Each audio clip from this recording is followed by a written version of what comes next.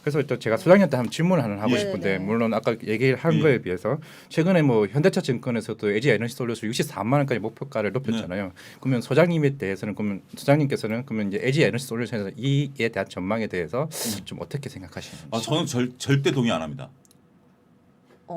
절대 동의 안 합니다. 너무 단호하게 제가 왜냐하면 입을 못 닫았어요. 왜냐하면 예. 우리가 이제 그 여러분들이 그 공모를 할 때 이렇게 보셔야 돼요. 차용주가 이제 차용주란 기업이 기업에 공모를 한다라면 우리가 많은 투자자분들이 생각하시는 게 차용주의 본질 가치를 따져서 공모 가격을 선정한다라고 펀더멘털이라고 펀더멘털에 부르죠. 집중해서 한다라고 생각을 해요. 근데 우리나라 규정은 어떻게 돼 있냐면 미국은 본질 가치든 상대 가치든 성장 가치든 이건 기업이 결정하도록 돼 있어요. 그러니까 쿠팡 같은 경우 성장 가치를 해서 높은 밸류를 받았죠. 그렇게 해서 이제 뉴욕 증시에 상장을 했는데 우리나라는 규정상 본질 가치가 아니라 상대 가치예요. 그게 무서운 거예요. 그러니까 어떤 예를 들어 의미로, 드릴게요. 예. 차용주가 상장하면서 차용주 본질 가치를 해야 되는데 차용주가 상장하면서 나는 연볼리급으로 해달라. 예를 그런 들면 비슷한 사례가 있었잖아요. 크래프톤이었나? 디즈니 뭐. 네, 그러니까 나는 차용주가 물론 차용주가 뭐 본질 가치가 나쁘다라는 건 아니겠습니다만 그래도 나도 같은 방송인이니 날 연불리급으로 대우해달라라고 상장한 거예요. 그러면서 LG엔솔이 뭐랑 비유했냐면 네. CATL 그렇죠. 시가총액 260조. 이게 말이 됩니까? 그래서 저는 지금 100조가 지금 64만 원 가면 그렇죠. 시총이 130조 정도 돼요. 그러면 애널리스트 분들은 그래요. CATL 대비해서 한 절반 정도 되면 이게 적정 가치다. 저는 그렇게 인정 안 합니다. 아니 절반도 아니에요? 그래서 웃긴 게 뭐냐면 이런 보고서가 나왔어요. 제일 웃긴 보고서인데 이게 지금 CATL이 260조, 230조 그러면 거기에 이제 우리가 한 20조 정도라고 합시다. 그러면 LG엔솔이 120조니까 오히려 SK 이노베이션이나 삼성 SDI가 저평가됐다고 이걸 사라는 얘기를 해요. 이 논리가 맞는가요? 그러니까 우리가 여러분들 애널리스트들 리포트를 볼 때 그걸 보고 애널리스트들이 이렇게 분석했구나 이걸 하는 게 아니라 그들의 논리를 보는 거예요. 얼마나 허점이 많은 논리예요. 저는 LG엔솔의 본질 가치를 따져줘야 된다. 그러니까 상장할 때는 좋다. 니네들이 그래 울고 먹고 뭐 해서 좋다. 근데 단지 그러면 본질 가치가 얼마냐? 현대차증권 64만 원을 제시했습니다만 저는 저는 그렇게 봐요. 셀과 소재는 구분하자. 셀의 미래가 있느냐라고 봤을 때 네. 저는 이번에 그 CES에서 굉장히 중요한 다른 사람들이 잘 거론 안 하는 중요한 단서가 있다라고 봅니다. 뭐죠? 벤츠가 1000km 가는 배터리를 선보였어요. 벤츠가 만든. 그래요? 벤츠가 만든. 그 물론 시제품이긴 하지만 그게 뭐냐면 벤츠가 이제 1000km라는 거에서 어마어마하게 거기에 이제 포커싱을 하시더라고요. 전 그게 아니라 배터리. 벤츠가 배터리를 만들었다는 거예요. 그러니까 우리가 자동차 회사들이 여러 부품사들을 갖고 있고 여러 부품사들을 이렇게 외주를 주잖아요. 그쵸. 자동차 회사들이 외주를 안 주는 유일한 게 있습니다. 엔진을 자기네가 자체 개발하고 기술력이 있어야 거기에 맞는 자동차들을 개발해낼 수 있는 거거든요. 그러면 자동차 회사가 이제 엔진이 없어지잖아요. 그럼 배터리를 외부에서 사오면 지네가 배터리에 맞는 차를 만들어야 되잖아요. 그걸 자동차 회사들이 용납할까요? 그걸 용납을 안 하기 때문에 자동차 회사들이 내재화를 지금 선언하고 있는 거예요. 근데 왜 작년에 그런 기사들 많았잖아요. 무슨 폭스바겐 데이였나요? 자동차 이제 데이들에서 실제로 이제 셀을 만들겠다. 네. 근데 제가 거기에 관련해서 좀 찾아봤을 때는 성장성을 담보로 그런 선언을 할 수 있겠지만 그것이 무슨 시일 내에 5, 6년 내에 기술을 진짜 가시적으로 보여줄 수 있지는 않다. 라고 했기 때문에 셀 3사들이나 우리나라 비롯해가지고 괜찮다. 근데 그러니까 단기적으로 봤을 때는 이게 수율이라는 게 그러니까 이제 그 공장을 짓는다라고 이게 찍어낼 수 있는 게 아니에요. 지금 우리나라 2차 전지도 오랫동안 적자를 끌어왔고 솔직히 LG 화학 같은 경우도 화학에서 돈 벌어서 그 배터리를 먹여 살린 거 아닙니까? 네. 이제 돈을 버니까 물적 분할을 한 거고 이게 쉽지가 않아요. 수율이 잘 안 나와요. 그렇죠. 그래서 시간이 걸려요. 그래서 많은 자동차 회사들이 2025년에서 30년까지 미래 비전을 제시한 거예요. 지금 열심히 개발하고 있을 거예요. 근데 그 목표를 달성하느냐는 중요한 게 아니에요. 궁극적으로는 얘네들 달성할 거예요. 그러면서 지금 여러분들 나오는 게 LG 화학 같은 경우 무슨 얘기가 나와요? 결국 미국계 제가 지금 그것을 잊어버렸습니다. 미국계 회사와 손을 잡으면서 기술 이전 조건이 있잖아요.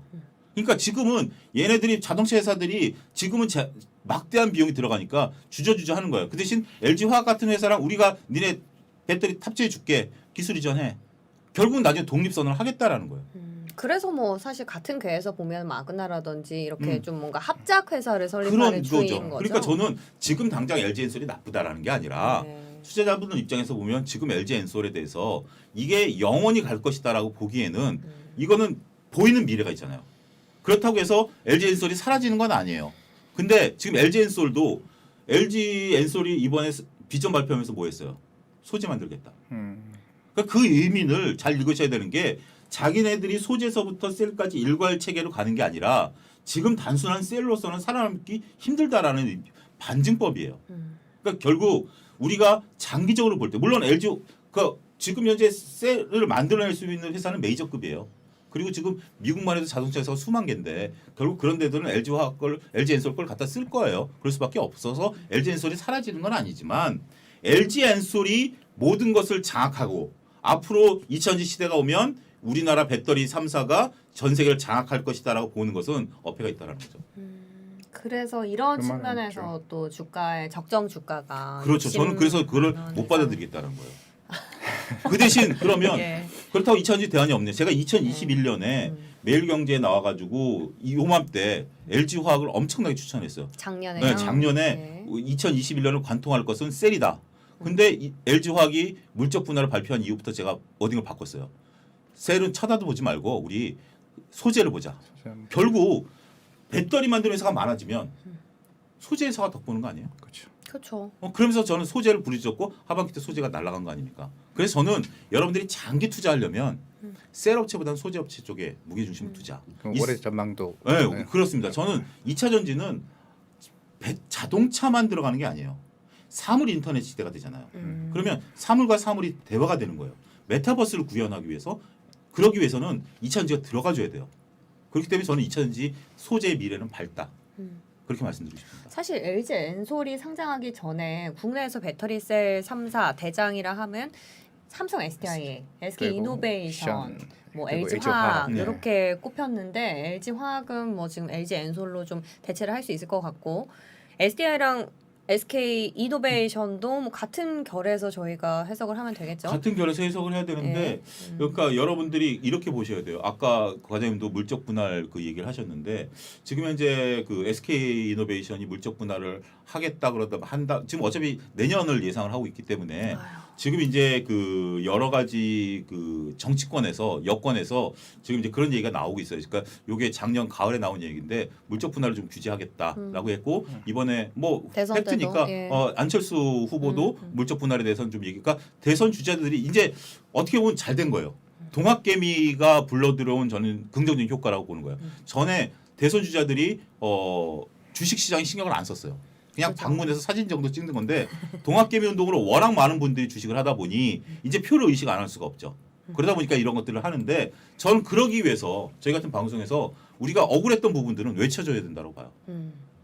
아까 얘기한 외국인들 같은 경우 네. 이것도 억울해요. 아니 기관들 우리나라 기관들은 예. 70%가 1년 동안 안 팔겠다라고 해서 물량을 받았어요. 외국인들은 70%가 언제인지 팔 수 있는 물량을 줬어요. 왜 줬을까요? 이것이 그냥 자금 유입이죠, 뭐. 외국인들이 아닌가요? 들어온다는 흥행을 하기 예. 위해서요. 그렇죠. 야 우리 엘솔에 외국인들이 이만큼 들어왔다. 이거 하기 위해서 외국인들한테 갖다 바친 거예요. 이거 억울하지 않나요? 이것이야말로 기울어진 운동장이 아닌가. 지금 유튜브 채팅창에서도 많은 분들이 소장님 말씀에 빨려 들어가서 댓글을 쓸 생각을 못했는데 저도 빨려 들어가서 질문을 다 까먹었어요. 저도 지금 그게 계속 듣고 있으면 아니 그러니까 이런 부분 이렇게 강하게 얘기하시면 네, 처음. 이런 부분들에 대해서는 네. 차제 정말 네. 우리가 이제 물적 분할에 대한 부분들은 지금 이제 몇몇 아까 CJ도 그렇고 몇몇 부분들이 근데 이게 물적 분할을 이게 좀 어폐가 있는 게 이게 물적 분할 규제가 만들어진 게 IMF 때 만들어진 거예요. IMF 때 회사들이 이제 어떤 규제가요? 그러니까 물적 분할을 할 수 있게 길을 터준 게 자금을 네, IMF 때 워낙 어렵다 보니 이 물적 분할하는데 물적 분할을 하는 회사 입장에서 보면 LG도 그런 얘기를 하죠. 결국 LG 화학이 LG 엔솔을 100% 지분을 갖고 있기 때문에 연결 재무제표로 실적을 끌어올 수 있다. 그러니 여러분들 LG 화학을 갖고 있으면 LG 엔솔의 지분 가치를 갖고 있다라고 얘기를 하는데 우리나라는 자회사 지분 가치를 잘 안 따져줘요. 자회사 지분 가치를 따져주면 대표적인 게 삼성물산. 삼성전자의 지분 가치만 해도 시총이 넘어서는데 그거 안 따주잖아요. 반영이 안 돼서 맞아요. 반영이 안 된 주가가. 거예요. 그러니까 우리나라는 미국과 달라요. 근데 미국은 오히려 물적 분할 할 수 있어요. 근데 그 물적 분할할 때 신주인수권을 줘요. 신주인수권을 주기 때문에 그런 부분에 있어서 내가 짬짜면을 시켰기 때문에 그러면 너 내가 좀 싸게 해줄게.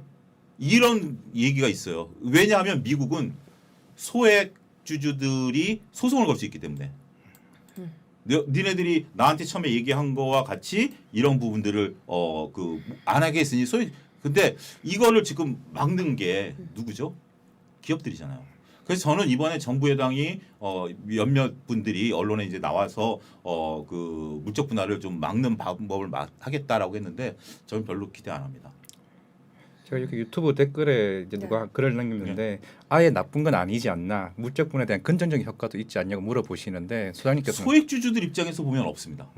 물론 이 기업의 입장에서는 자금 수열. 자금 수혈이죠. 그러니까 아니 LG 화학을 그 동안에 LG 화학을 그러니까 이런 거예요.